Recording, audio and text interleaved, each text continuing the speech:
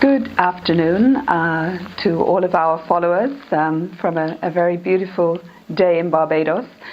This is Adele Jones, Project Director, reporting for the month of July. I'm going to go through the work packages that are relevant to discuss at this stage, as I usually do, and hopefully we'll keep it fairly brief. We had our project implementation meeting as planned in June. This was attended by the finance team both from the school and also from the university. We have our schedule set up that the finance team will attend every 3 months to give us an update on how we are doing with project finances. Everything seems to be in good shape, in as far as we are managing to keep spend within budgets. We will have to make some adjustments to support our plans for August. This is about just moving small budgets around. We don't really have too much to play with. And this is fine according to EU rules, as long as we don't move across budgets more than 15%. The first quarter timesheets have been collated, and they are being reviewed against projections to make sure that work contracted for is being delivered. So in other words, all of our staff members and our external consultants, they've all completed timesheets. The timesheets now are being matched to make sure that everything we said we would do is being done. We have a 6-month project review planned for August. This was not part of the original proposal, but we've decided to do this. We will have most of the team together in Barbados for our knowledge dissemination event, and it seems a good time to actually pause and look at how things are going on each of the work packages and to reflect back in order to plan forward. So we're going to be doing that. I'm working with Dom and Nikki, who are going to help with the project review. Work package 2 is the game design, being led by Professor Minwa Ma and Dave Smith. Game design is progressing well, and we have had a series of consultations. Dave is going to be traveling to Barbados in August and also to Grenada to meet with groups of young people. So we're still at the project consultation stage, and hopefully we will have a prototype to share in August. Work package 3 is the psychosocial survey on attitudes to violence, which is going to be administered in schools and colleges. The draft survey has been reviewed, consultations have been undertaken. Young people's views have also been taken into account. So the survey is now finalized, and the scientific team are working on getting all the documents together for the ethics approval process. Work package 4 is the qualitative data, and we have completed this stage. The deadline for gathering this data was June the 30th. The teams in Grenada and Barbados have done incredibly well. I really cannot stress that enough, because this has been very, very challenging work. Gathering data on such a sensitive topic as domestic violence. But we have managed to gather data on 68 women, and we have involved 50 men. So we have a large data set to draw upon. As I think I've mentioned in previous reports, we've included both men who are offenders in terms of having committed acts of domestic violence, as well as men and youth who have not committed acts of domestic violence, so that we can learn from both perspectives. We've also carried out interviews with women who are HIV positive, women who are disabled, women who are pregnant, and women who are in same-sex relationships. So I think, we really have to applaud our research teams for being so tenacious in achieving that. This month we organized, the early part of July, we organized an NVivo workshop. NVivo is the data analysis software that we are using to analyze the qualitative data. It's new to the team, and therefore has required some time to get accustomed to it. But we had a very successful workshop, and data analysis is now underway. This first stage analysis will be completed by the end of July, and a report will be available so that we can report at our August event. We have brought in additional support for the analysis. We've brought in Dr. Deborah Joseph. She's a lecturer in social work at the University of the West Indies in Barbados, and she's going to be helping with the analysis. We are also very keen to capture the experiences of the researchers that have done this research when we look at their accounts of how it has been to gather research on domestic violence. It seems that we really need to capture not just those who we researched, but the researchers too. We need to capture their information because it's been quite an emotional roller coaster for many of them. Jumping now from Work Package 4 to Work Package 8, which is our Communication and Visibility Work Package, the theme for this month is on the role of social workers. You will hear more about that as you hear from Ryan and Zanita and Megan. But I think what we're particularly pleased with is that this time we've been able to feature contributions from Grenada. Most of our videos thus far have featured people who've been interviewed in Barbados. This time we've been able to include people who were interviewed in Grenada. We're also focusing on the issue of empowering social workers.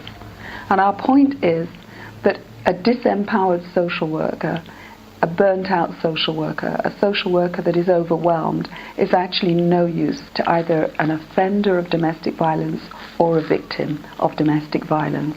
So a lot of our information is about how to empower social workers. So check out our website, the new landing page, if you're interested in that. We've also completed an application this month for public engagement recognition. I don't know if we will be successful, but we have got public engagement built into this project in every single element of it, and it seems to me that this is unusual for a research project and that really is deserving of some recognition. For the next month, we are focusing on, as July pans out and into August, we're focusing on the analysis, completing the analysis, the knowledge dissemination event that we are holding on the 11th of August at the Savannah Hotel in Barbados, games consultation, the project review, and then we are going to be doing some planning for engaging with schools as we move forward in September and following on to do our school survey. So that's all for this month. Thank you for listening. In June's report, we discussed how the research with men went. We discussed some of the challenges, and we discussed some of the issues that the researcher found of interest. That is now completed, and the analysis for the men is also in progress. I have here with me Denise, who did the research with the women. The women's research is also now completed, and transcripts were completed last week, and the analysis is now in progress. So Denise, you carried out the interviews with the women. Tell us a little bit about how you found that experience. I need to take a deep breath before I begin to speak, because while I found it was quite an interesting experience, I also found it was a very disturbing experience to actually hear some of the stories that were shared. It just made you think about life differently, and to see that there are people who are experiencing the definition of a normal life for some people is just a very disturbing kind of normal. But it was quite an interesting experience, and I just was thankful for the opportunity that I had to engage in meeting with these women and hearing their experiences and just having them share with me. And that experience of domestic violence, why some were pregnant, also the experiences of women with disabilities, women living with HIV, and in same-sex relationships. Women in same-sex relationships. Yeah. Out of those 4 categories, is there any one category that impacted on you even more graphically? Well, I believe women who were pregnant, who experienced violence while they were pregnant, I thought that resonated with me the most. And I believe it was because, well, as they expressed it, while you're pregnant, you have this life growing inside of you. So it makes you feel even more vulnerable in terms of, and I remember one person who said that normally she's a fighter, she would fight back, but in this instance, because she was carrying a life inside of her, she did not want to compromise it in any way to cause any harm to that child. So because of that, she allowed her mate to, she experienced abuse without resisting. Yes. Yeah. Okay. So this research, would you say, is very timely and imperative? Yeah, it is. It is a timely piece of research, especially if I remember the quote again. One participant has said that there was an escalation. She's been reading in the news. There's an escalation of violence and reported cases of attacks against women in the country in Barbados, and it is timely because something needs to be done. And I believe this research will shed new light on domestic violence in Barbados and what are some of the recommendations, because these women were able to tell you, to articulate what they felt could be done, what could be done differently, some innovative ways in which it could be dealt with. So I think it is very timely in terms of looking at domestic violence and how it impacts on women in Barbados. Thank you. I'm currently undergoing I'm currently doing the analysis on these women, and I share what Denise has just said. So we are in the process of this month, July, of undertaking the analysis using in vivo. So Denise, we had a debriefing session earlier in the week, and I think we both agreed that it was a very important part of the research process for you as a researcher. Certainly for me, reading those transcripts and doing the analysis, I also felt that it was very, very valuable for us to meet and talk about the experience. So I thank you very much. You're very welcome, Nina, and thank you for allowing me to be a part of the process. Yes, you will always be part of any research such as this. Thank you. So thanks once again. You're welcome. Thank you. That's the end for now. We're now on month 4 of the Nanning 3 project, and over the last month we have invested a motion capture suite, which is Perceptual Neuron. Dave, do you want to introduce this? Yep, so Perception Neuron is made by, I believe it's a company in Hong Kong, and what they did is they created a magnetic motion capture suit, which uses little neuron sensors, and there's about 32 of those in the suit. And what you do is you connect them to you with little straps that wrap around you, and then the sensor goes in there. And the sensor contains a gyroscope, accelerometer, and an electromagnet. So the electromagnet is obviously to get your position in the world, if you will. The accelerometer is tracking your movement, and then the gyroscope is obviously the rotation. So across those 3 measurements, generally speaking, you have enough information to track a real world position, and then obviously if you combine 32 of those, record all the data, and apply some maths behind it, which is what the software does for us, it all works quite nicely. It generates the movement that you captured. So effectively you can capture the motions of a human being with 32 sensors, good bit of software, and lots of straps. It's quite a complicated bit of kit to put on, is this. It can take somewhere in the region of 20 minutes, because we obviously have to look after the little sensors, so we can't leave them connected. So what we have to do is, plug them in every time and then take them back out again. and we keep them in like a shielded case to prevent the magnets from being, well, adjusted.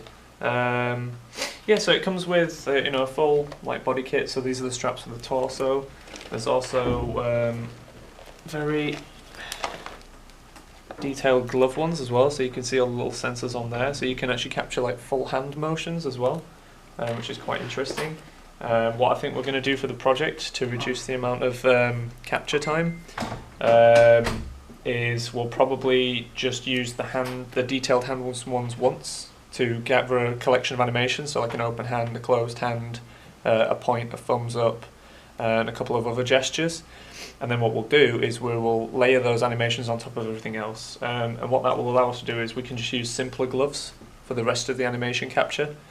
And that's going to be great, because what that will allow us to do is just make sure that we're making it a lot more simple, making less work for ourselves really. So we had a little experiment, managed to get the game on Android as well.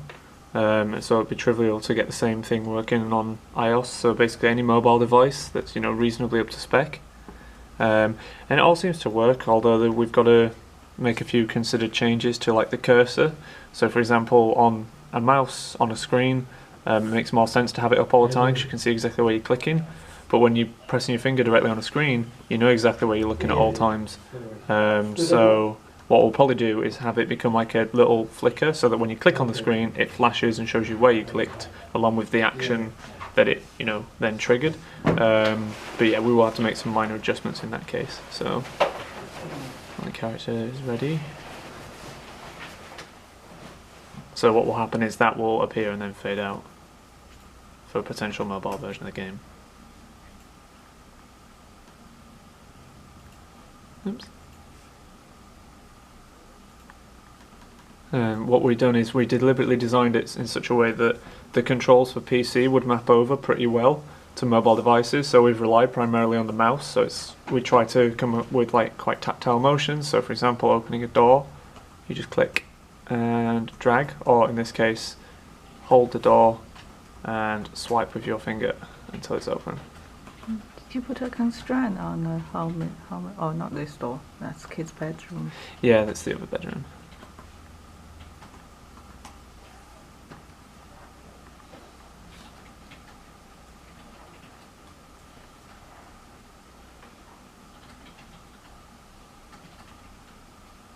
So this door, I believe, goes the other way. You can only open it so far, then you get booted away. That's animations have yet to go into place there. At which point you can then return to the kitchen and try and do the homework as well. And you can then explore the kitchen, and there will be items of interest around that you can interact with as well. Yeah, I can open a drawer, that kind of thing. Okay. And obviously the parents will have gone into the bedroom at that point to have their argument, so it would just be you in here. Okay. Yep. So it all seems to work pretty nicely on mobile too. So Good. it's an option for platforms.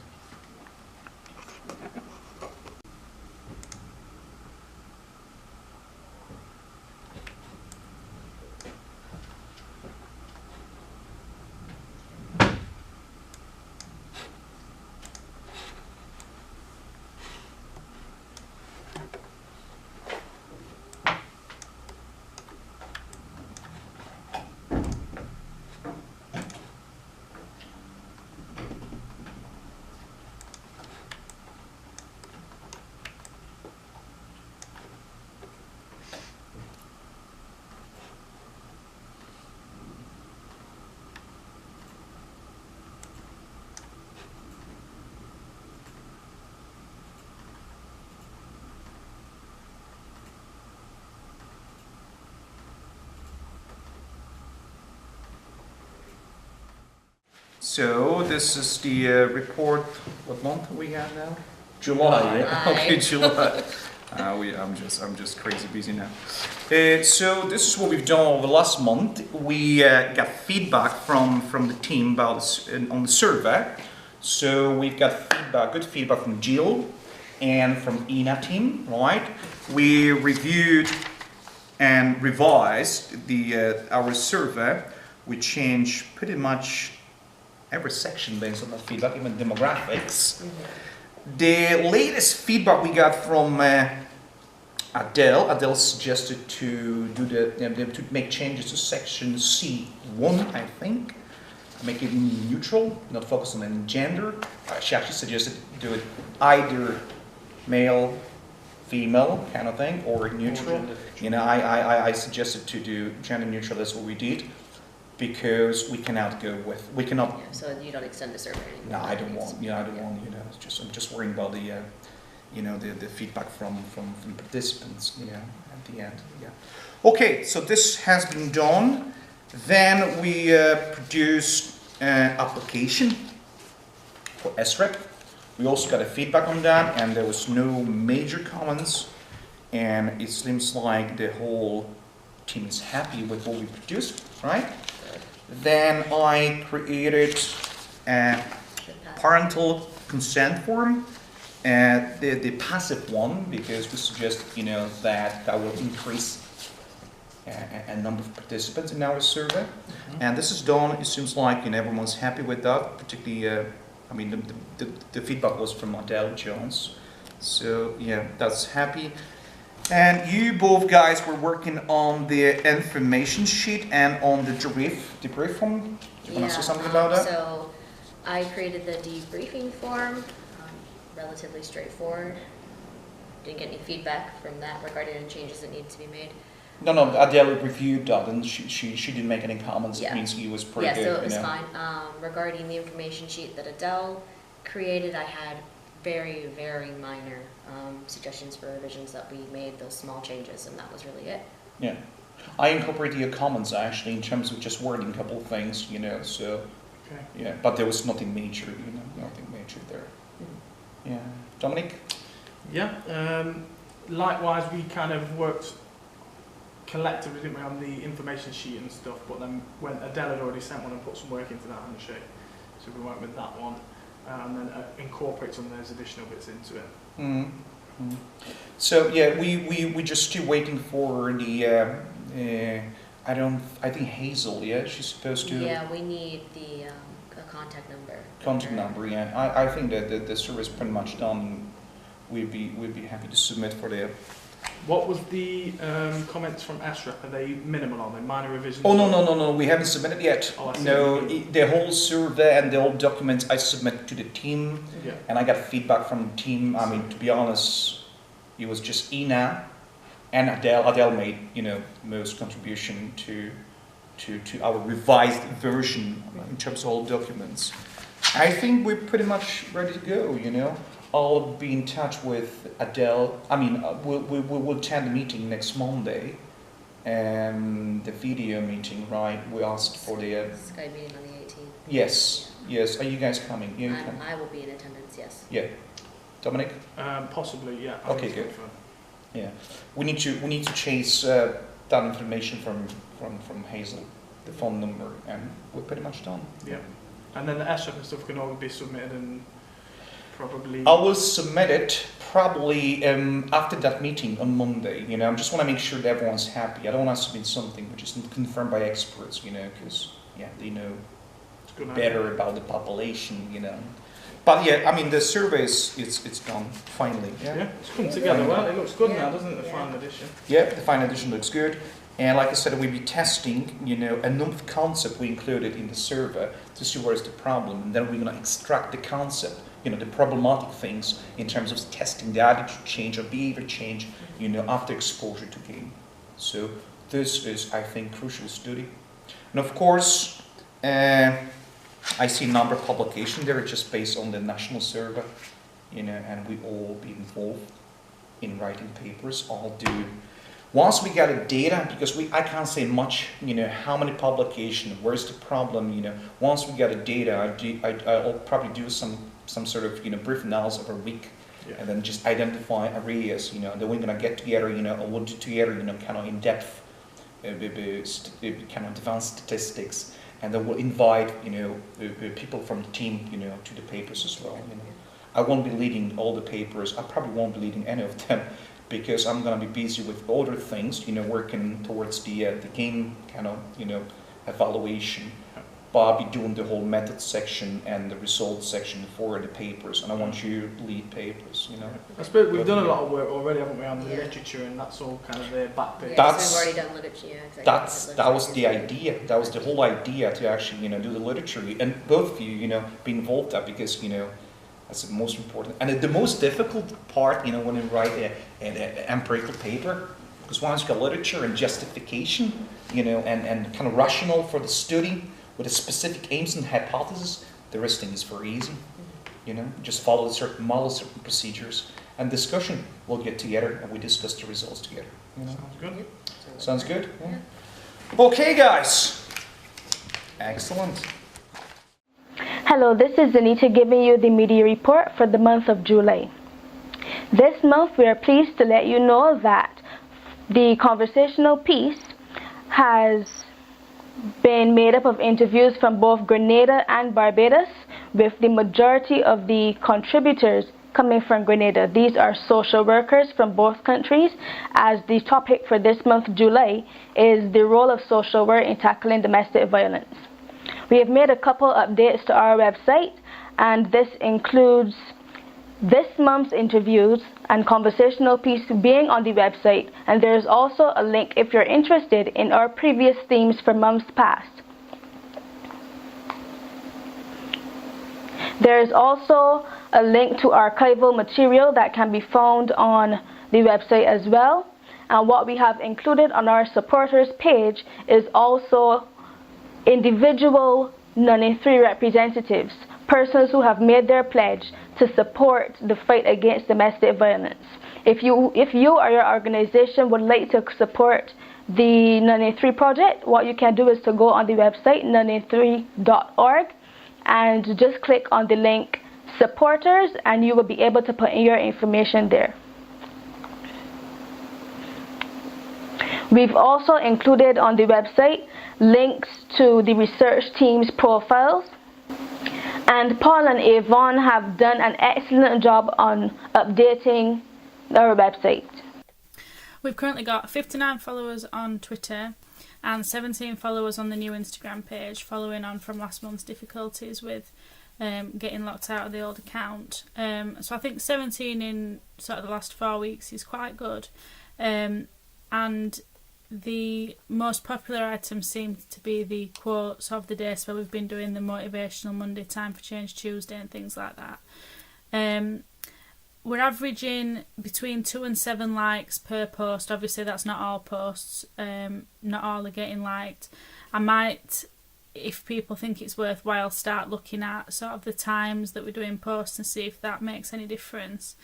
Although obviously the people, it'll be coming up on people's Instagram feeds depending on what they search for, so the time might not be a factor. I thought that might be an interesting to look at. Also, Lashana has started following on from us posting her material, so that's really good. She's liking a lot of the posts. In terms of Twitter, as I said, we've got 59 followers. We're averaging 4 retweets between 1 and 3. Again, not all posts are being retweeted, but it shows that some are, which is positive, and people are liking the tweets. In terms of the sort of the Motivational Monday and things moving forward, I think that's really positive. I did spend last week pretty much reposting what had been posted on the Facebook page, due to time constraints and things. Ryan and Zanita had posted things before me. Really good content. I really like all the stuff that they're posting on Facebook. I think it's fantastic. So I was pretty much sharing the same things just to be consistent across all 3 platforms. So I think that's it. So the quotes today, the social work material is going well. It's a bit hard to generate content, but I'm positive that we can get stuff and we'll get into a rhythm with it. I think that's it really. So 17 likes on Instagram, 59 on Twitter. I'm quite positive. It does seem to be growing, and the posts seem to be generating likes and people seem to be sharing the material. The Facebook page has had a slight increase in numbers. We now have 404 likes. From a recent interview with Barbadian poet and author Lashana Griffith, we've gained a stronger involvement from the younger demographic. This month, we've also had a vast increase in interactions on the page, with persons liking, sharing, and commenting on posts, as well as liking the page in general. And that is our media report for the month of July. Remember to like us on Facebook, Instagram, and Twitter. The hashtag is NoneIn3.